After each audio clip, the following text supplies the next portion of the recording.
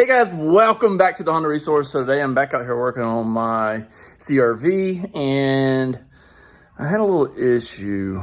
So if you remember the other day when I went riding,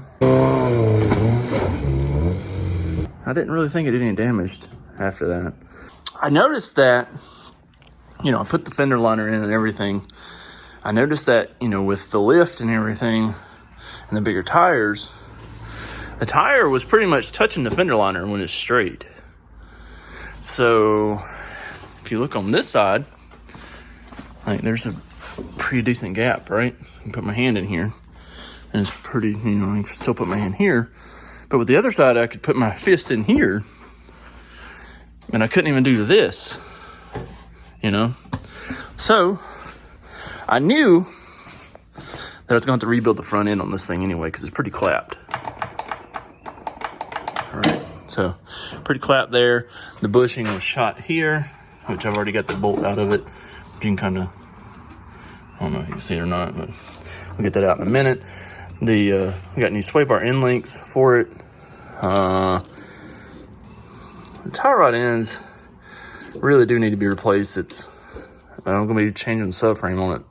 I didn't know if I need to use CR-V tie rod ends or the Integra ones that I'm going to be putting on here, but I know I need newer lower control arms, new upper control arms. But if you look at this control arm, it's bent. You see how that end link there is pretty much cocked back like that, which I guess this one over here kind of looks the same as far as that end link there. I don't know. But if you look at that one, it just kind of back to the back. So I knew I was going to be having to replace all the front end components. I mentioned that on one of the previous videos, said I didn't want to go back out riding and stuff until I replaced all the front end components. I also got new wheel bearings and ball joints and spindles, or not spindles, hubs. So check out these new parts I got. Okay, so I got all this stuff off Rock Auto. So it got some AC Delco gold ball joints, and this isn't exactly the ones they had pictured on there, but they'll work. The ones they had pictured on Rock Auto was the Sankey, the Re5 ball joints, because sometimes manufacturers, they basically just relabel their other people's products and put them up. So I bought the AC Delco because it had the 3.5s pictured. This is what came in. These will work. Got some NSK wheel bearings, just some new hubs. Hubs weren't necessarily necessary because I could have cut the old races off, but just for simplicity reasons, just went with new hubs. I got some new sway bar end links, a pair of those. Upper control arms, these are Delphi. I did it at Delphi for the upper control arms and the lower control arms. I don't know if they're the best or not the best or what. It's just what I bought. I do notice that they say they're assembled in Turkey, so at least it's not China, right? They seem to be pretty nice quality. So we're gonna get to installing all this stuff onto the CR-V and see if it sounds a little better driving down the road now.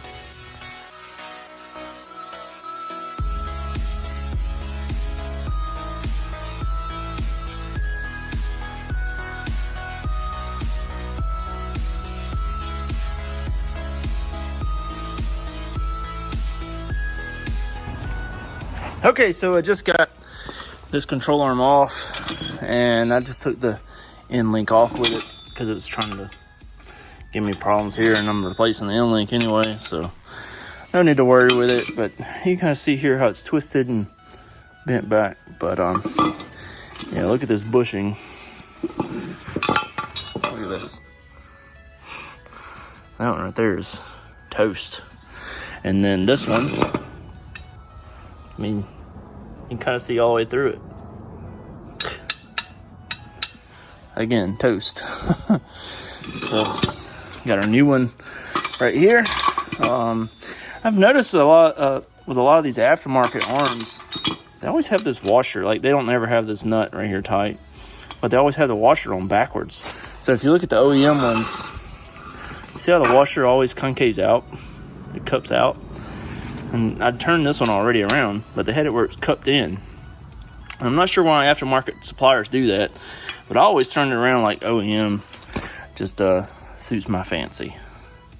Also, if you need a more detailed video on how to install these, I'll put a link up here in the top right corner. It'll show you how to do it step by step.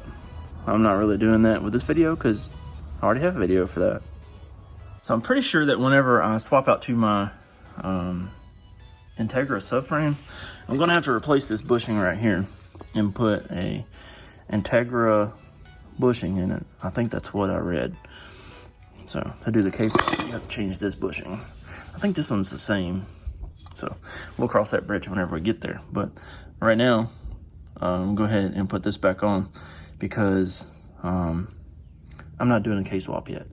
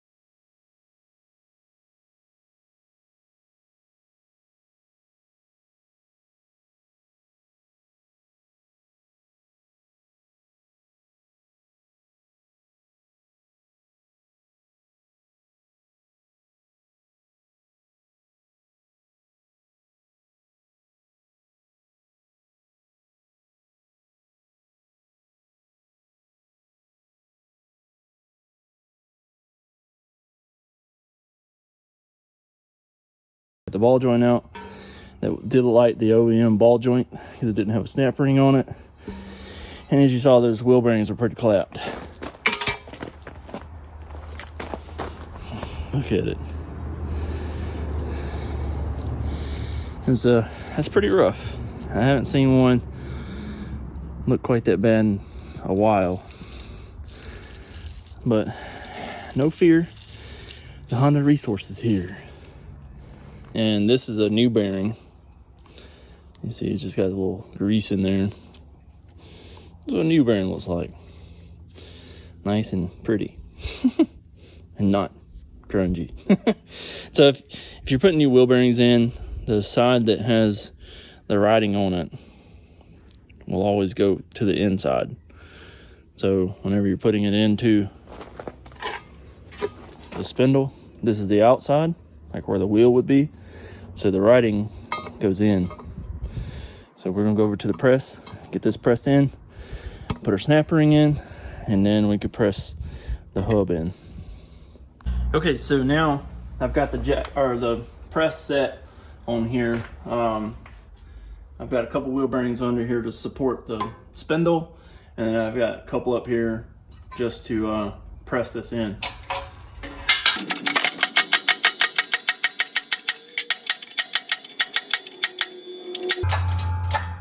So now this bearing here, the old one, is kind of offset, so it's going to hit back here. So I'm going to reposition it and then continue to press it in.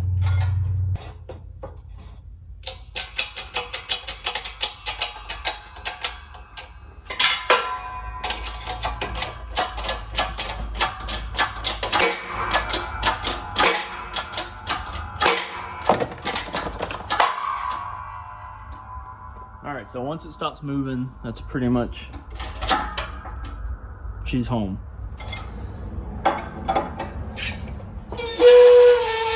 And then we'll, I'm gonna clean out this groove where the snap ring goes in right here.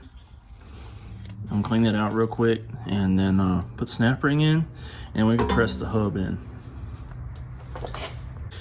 Okay, so I took that snap ring, cleaned it up with a little bit of sandpaper just to get the little rust off of it. Some bearings come with a new snap ring, this one just didn't. And then I cleaned that groove out with just some penetrating oil, a little brush, and then finished off with the air blower. So So on the hub, it's real important to support this part of the bearing back here. So what I'm going to use is just an old transmission gear. It kind of fits up in there, and it'll hold it just fine.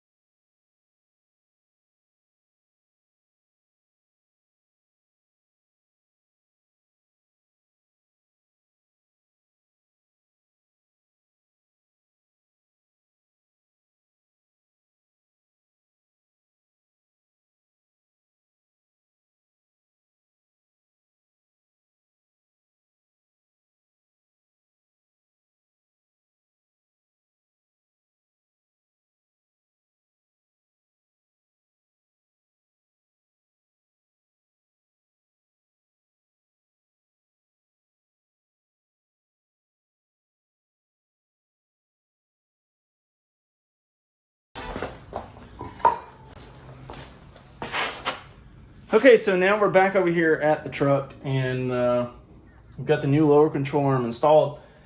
Granted, the bushings aren't tight up here. We still got to tighten those, but I'm going to do that once I set the truck down. Also, you can see that I took my CV axle out. I did that just to keep it from sagging down and all that kind of stuff. So I'm going to go ahead and stick CV axle back in, and then we can put our lower ball joint back in here, and it'll hold the spindle up, and then we can work on swapping out this upper control arm. Okay, so now we've got the shot fork back in. It's not tight. Nothing's tight in here yet. But we get the shot fork back in. The ball joint is just finger tight down here. I got the tie rod in finger tight. And now I got to do the upper control arm, and then we can put it all back together for good.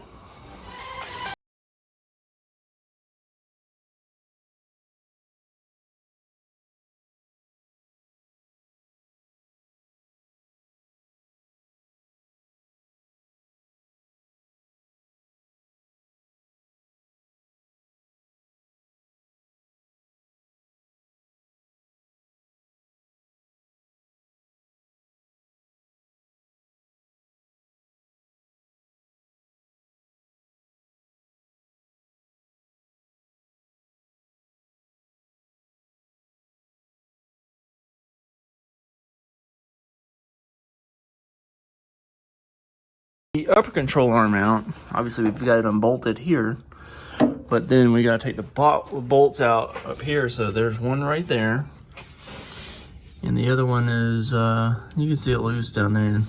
I've already got it out. Kind of a pain to get it, but I just use a flex head ratchet wrench and take those out. It works pretty well. So as you see, I've got them pretty much out. Take them out. And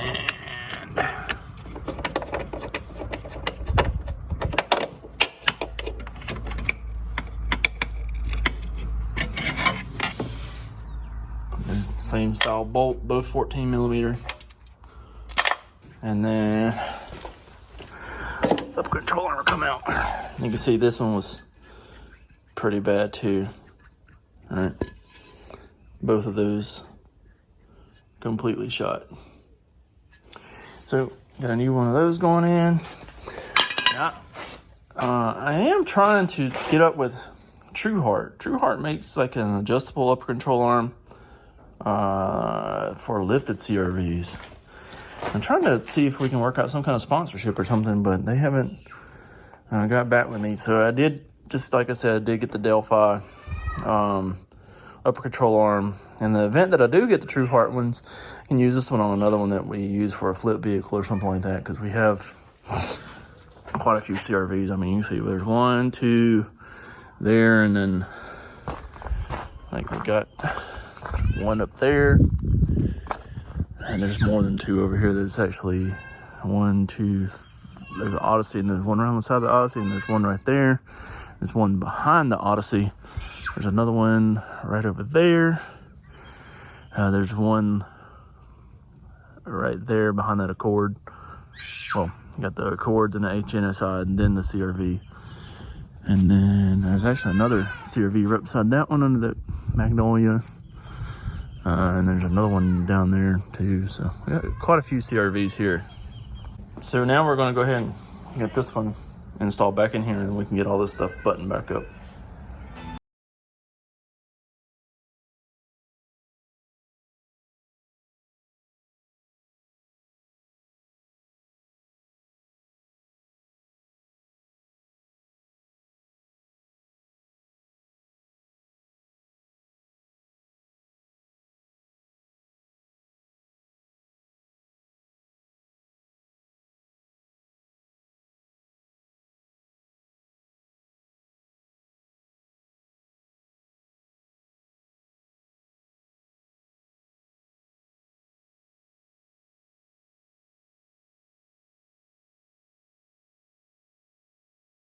Pretty much going to wrap up the install on doing the driver's side. I still have to do the passenger side, but I mean, you see we have no play in this wheel anyway, any direction.